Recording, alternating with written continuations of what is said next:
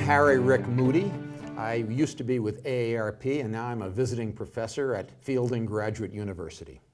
And I'm Jennifer Sasser. I direct the gerontology program at Marylhurst University in Portland, Oregon, and I co-author with Rick the book Aging, Concepts and Controversies. We're here today to talk about a very important question, very important to me, and that is the question, is retirement obsolete? And my answer is no, because I'm retired, I'm not obsolete, and actually I've been retired for the last year or so from AARP, where I was the Vice President for Academic Affairs, and I'm happy to tell you that I've never been more satisfied in my life than since I've been retired. So I don't think retirement is obsolete. I just wish we could have an opportunity for more people to enjoy retirement like I am. So you're retired, you say? Yeah. Huh, that's really interesting because, you know, you're as busy as you've ever been. You're still working. You're still flying around the country. Well, you're I'm still busier. Consulting. True, I'm Okay. busy. So if that's your definition of retirement, I have no idea what retirement even means at this point. Well, retirement means I'm no longer getting a paycheck from AARP. It means that my time is my own. I can decide how I want to spend my time. And I think that retirement is a modern invention, I could put it that way, but it's required because people are living longer. It's an opportunity to find new meaning in life, and that's what's happening with me. I want it for more people. Retirement is not obsolete. It's a great opportunity.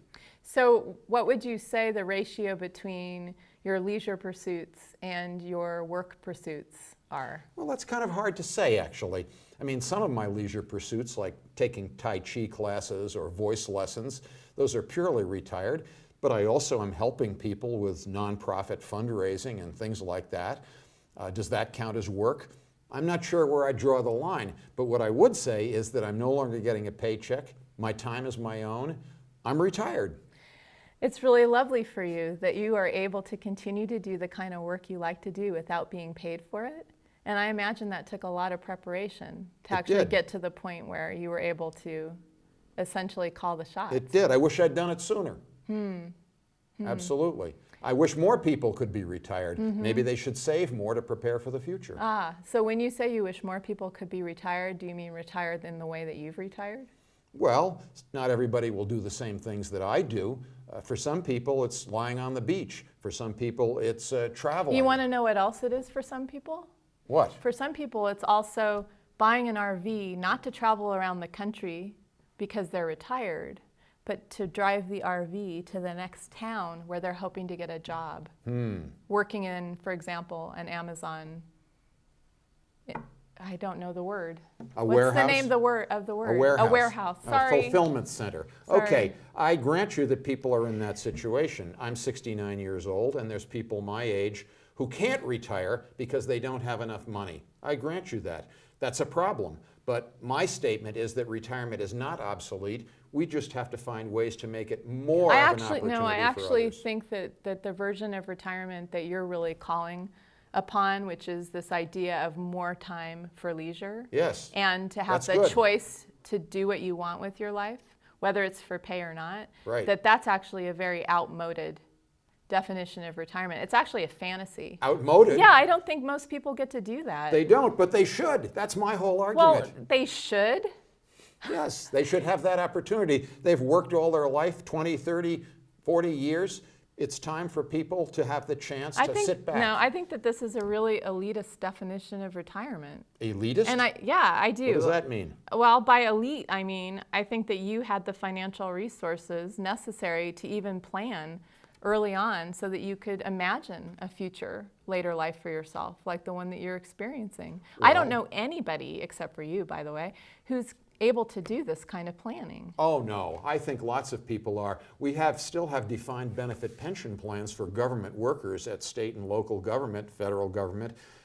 I will admit that a lot of defined benefit pension plans have disappeared for private sector workers, but for me, that's the problem.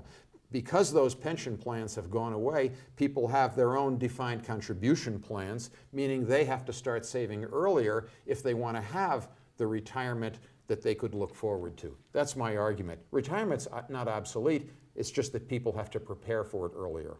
So people have to take personal responsibility to prioritize Yes. in the context of all the other things Yes. that they're trying to attend to at If- various points in the life Yes. course.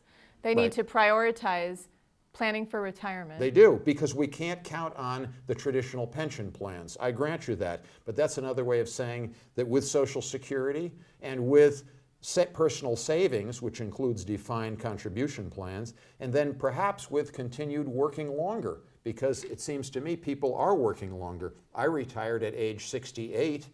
Maybe people have to work longer than 65 or 66 or 67. But if they can do that, they can actually have a good retirement. A retirement like yours. Well, not necessarily exactly like mine, but a retirement where they can choose how to spend their Okay. leisure time. That's my definition of That's your retirement. definition. Okay. So it seems like we're talking about a particular segment of the population who would actually have access to things like retirement planning and be able to make contributions to I don't a think 401. I don't think it's a particular segment. I think people starting at age 25 or 30 can begin to set aside a portion of their income, 5%, 10%, whatever it is, in some kind of retirement plan. And if we can encourage people to do that. Do you mean like the current college age students who are paying for their student loans and That's a are problem. going to owe more for student loans That's a than problem. all of consumer debt in the United States? It's And not- so you're also saying that they should take on the burden of contributing They some might of- not get to it at age 30, but they might get to it at age 40. But at some point, they've got to pay down their debts, cut their expenses, and save for a later life. That's my This argument. sounds like a really beautiful, ideal scenario. Let me give you some other scenarios. So there's a woman in my neighborhood who I see early in the morning when I'm walking the dog at the park or I'm jogging. I see her with all of her bags in her tennis shoes, walking in the dark during the winter. She's jogging? No, she's walking from her house to the bus stop early in the morning, sometimes in the dark, to catch the bus so that she can ride the bus to her job, which is not a professional level job. It's a job that allows her to barely pay her rent and take care of her needs. She can't save anything. 12 hours later, I might see her come back, get off the bus, and make the walk back to her house. Those are the people I'm most worried about. What is retirement when you're 70 years old and you're still working, not because you love the work, but because you have no choice? People in that situation need to find vehicles for saving earlier in their life so that they do not end up in poverty and old age, and so that they can have a retirement. Vehicles for saving? For example, the government right now, Obama has just announced this, has encouraged companies to make it easier for people to set aside some of their income in tax-advantaged plans. That kind of thing needs to be done more, because otherwise people will get to age 65 or 70 and they'll have nothing and they'll have to work their whole life. That's not right. But you're talking about people who still have time to do that kind of planning. Yes. I'm talking about people who are already perhaps in advanced later life. They don't have time to do that, nor are they working at a job where they Right. even have that opportunity. There is no retirement. People in a certain point in life, I think it was Hillary Clinton who said there are no do-overs in life. And it's true that if you're age 60, you can't go back and say, gee, I wish I'd really started saving at age 30 because I could have gotten the advantage of compound interest, which is enormous, by the way. That's why my message here is really for younger people who have the opportunity to start saving now. But I have another message too, which is that why do we constantly overemphasize the virtues of work? I admit I've been guilty of that even in my own life. I think work is such a good thing. I think we should take more account of the values of leisure. What kind of work are you talking about? Well, I'm talking about the work that people get paid for, but I'm talking about the fact that our society, I sometimes think that we live in a society of workaholics. All the people that I know keep talking about, what do you do? What is your work? All of that kind of stuff. And to me, this is an example of the work ethic gone bananas. So you would rather replace that with the question of how do you spend your leisure time? Yes, and I think that it may be that we have to cut some of our consumption expenses so that we have more time for things that don't necessarily cost a lot of money. Walking in the park, visiting with friends, caring for grandchildren. There are many, many things in life, including later life, that are not necessarily expensive, but we have to have the time to do them. So I want to challenge the work ethic and say, no, retirement is not obsolete. We should make retirement available to more people. Well, I think that you're setting up some false dichotomies. False dichotomy? Yeah, so I'll tell you what I mean by that. I don't think that it's work versus retirement. I think that that's a false choice. And I don't think that retirement necessarily equals leisure.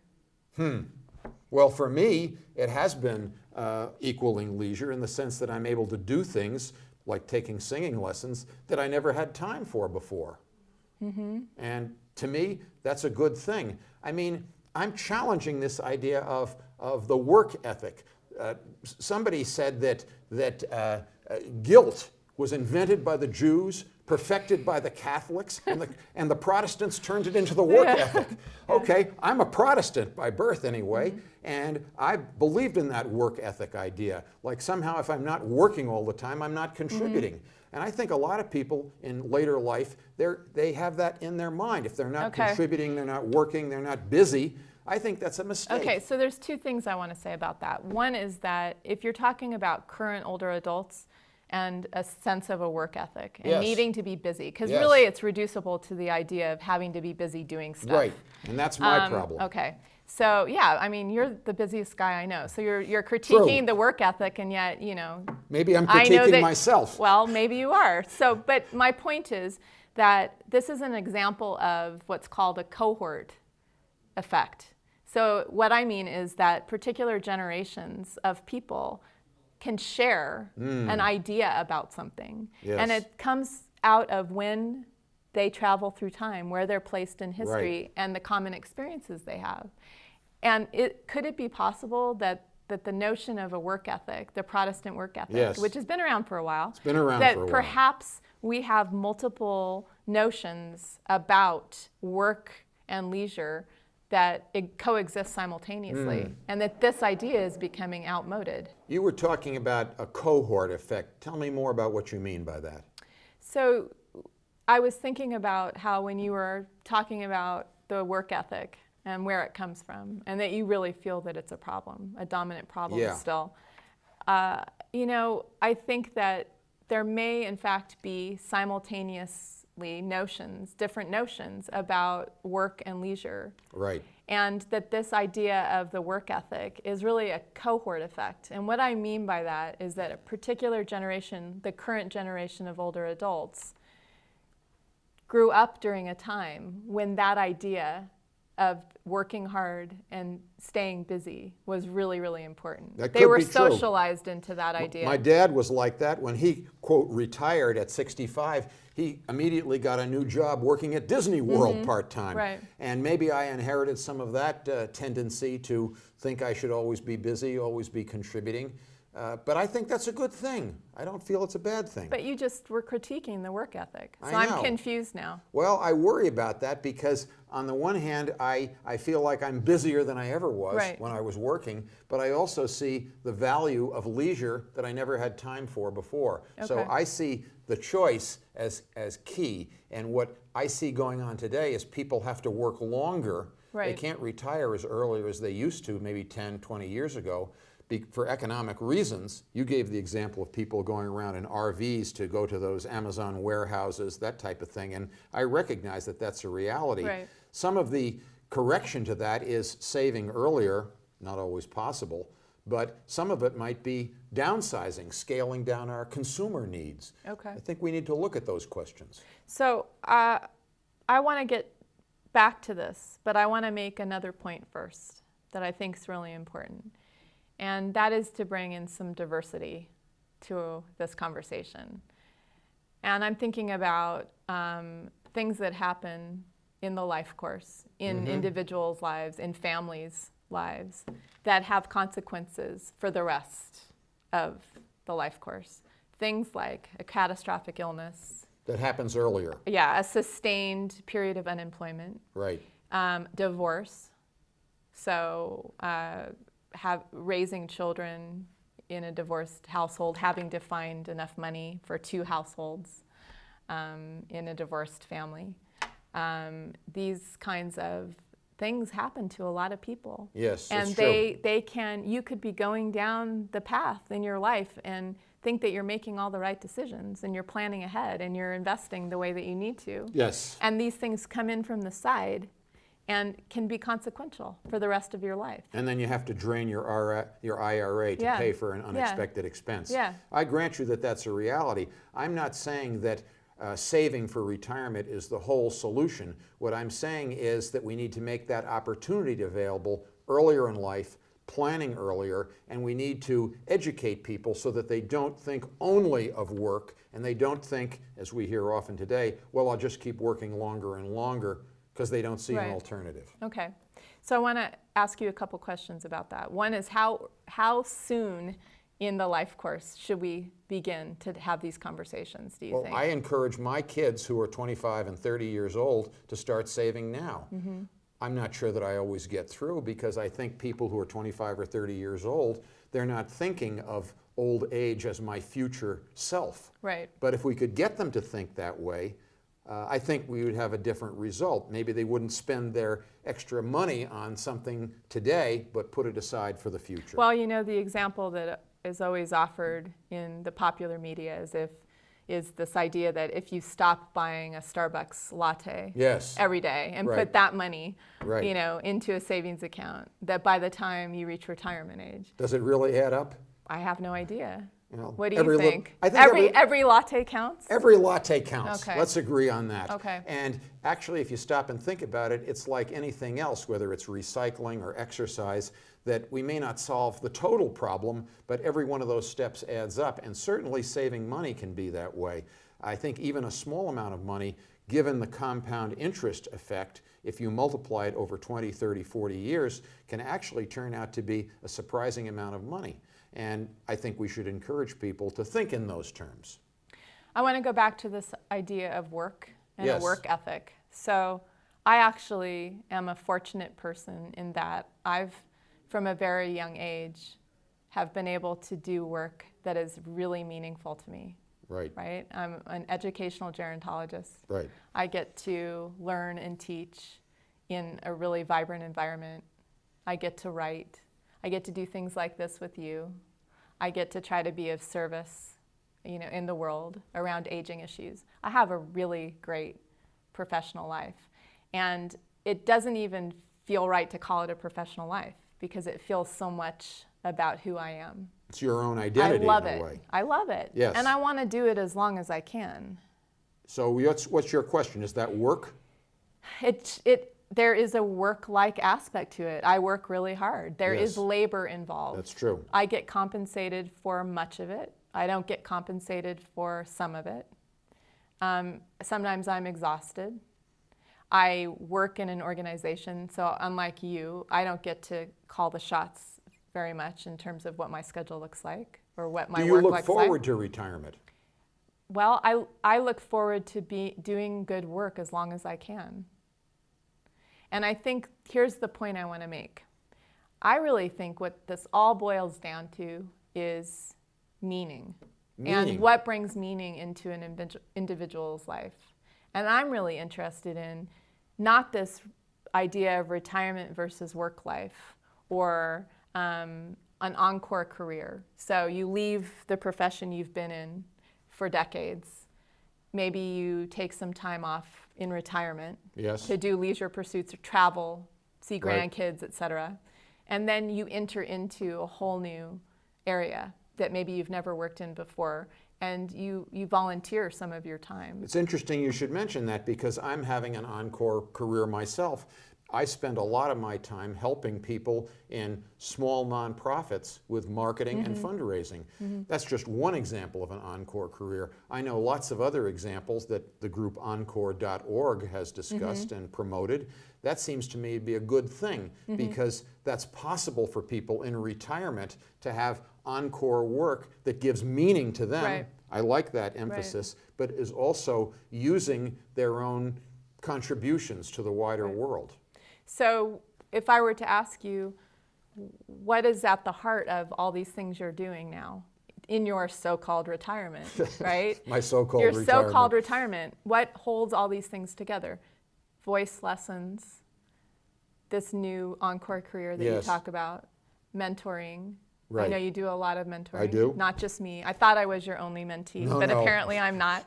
I help a lot of people. Writing books and articles and doing presentations. What makes that all hold together? What makes it all hold together is meaning, and you talked about that, but what makes it possible is retirement. And that's why I want to come back to this question. Is retirement obsolete? My answer is no, it's not obsolete. It's more important than ever. Let's make retirement available to people to make those choices. You know what? I say the opposite. I say retirement is obsolete, and what we really need is a way to increase opportunities for meaning throughout the life course so that everybody has more balance. Well, that's Why should I have to wait until I'm 70 to have balance in my life? I want balance now. I know you want balance, and I did too when I was your age, if I may put it that way. But the nature of our institutions is such that we're being encouraged, even forced to work longer and longer hours, 35, 40, 50 hours a week. I know you do, all your student advising, everything else. That's typical, and people have to take a second job. They have to take all kinds of opportunities to earn more money. Right. Why is that? Because we live in a consumer society in which we're racing, running around to get more and more money, to pay more and more bills. Part of the answer is downsizing. Well, so I don't think the issue is the work ethic then. I think the issue is living in an advanced capitalistic consumerist society. Well, they're linked. Well, they are linked, but if we're trying to generate more revenue in our households, not to plan for retirement per se, but so we can consume more, then access more. And these are proxies for leisure. Yes, they're proxies for leisure, for free time. Okay, so it gets back to my point. Maybe what we need are more authentic opportunities for meaningful lives throughout the life course. But we can try that earlier. We can start that earlier in life by downsizing, by reducing consumer demands. And by the way, once you start spending less on consumption, some of that money can go into savings. I know people who got a windfall at age 45 or 50 and they spent it on a vacation or whatever. Right. You could take that money and instead of that kind of vacation, go camping, go something else that doesn't cost so much and put that to increase your IRA. That's the kind of thinking that we need today. We don't have enough of that thinking. I agree with you, actually. That is the kind of thinking we need. And I'm going to try an analogy out on you, and it could be a false analogy. But I think it's challenging. It's like trying an entirely new way of eating. Yes. Because you have a taste for... You've accumulated a certain style, a certain taste for... Yes, a certain taste for a certain kind of food. And then you're asked to stop eating this kind of food and start eating this kind of food because it's good for you. Back to your latte example. Yeah, it's good We're for used you to 'em. not only right now, Okay. but in the future, a future which many people don't want to even try to imagine. No, they don't. They don't think about their future selves. Okay, so if it's hard to make that kind of turn in our lives, then how do we make the turn of, spend less, do less exotic things, consume less? Well, my answer is that you can't do it alone, that you need help in your family and your friends. You need to talk to other people. And frankly, there's a lot of good discussion today about voluntary simplicity, about ways of cutting down on consumption. I think we need an equal discussion about saving for the future and not wait until you're 50 or 60 years old to start saving. Because if you do, then it may be a little too late to get the advantage of compound interest. Okay, so let's go back to people who may never have the opportunity to really save. There are people in There that are, situation. and I grant I have people in my family who are in that situation. Who, my mother, for example, who is just a little younger than you, and she's divorced, and she is working as a caregiver for even older people. A paid caregiver. A paid caregiver. Yes. So she takes care of women who are, 25 years older than she is. So she's almost 70, and she's taking care of women who are in their 80s, pushing 90, who are frail and need help. which is physically demanding for her. She loves the work, she's great at it, but it's very But it's demanding. hard. Yes. Barely makes ends meet with that and her Social Security. And she recently, in the last year, moved into low-income congregate housing in order to try to downsize.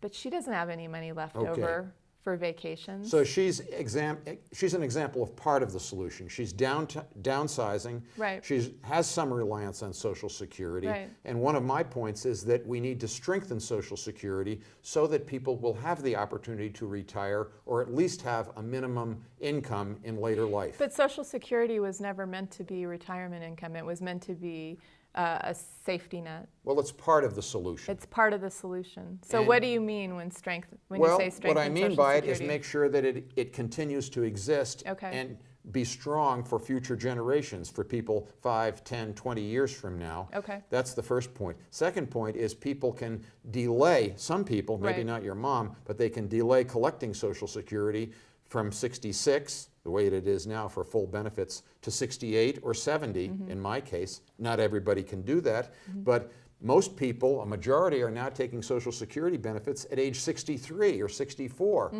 Do they need to do that? Are they really thinking ahead? Maybe not. We need to have better education for people, again, for financial planning. I see financial planning connected with retirement. Okay, so let's go back to my example of me, and Yeah. that I'm a person who loves the work I get to do. You do. And I want to do it as long as possible, but I also want to have balance in my life.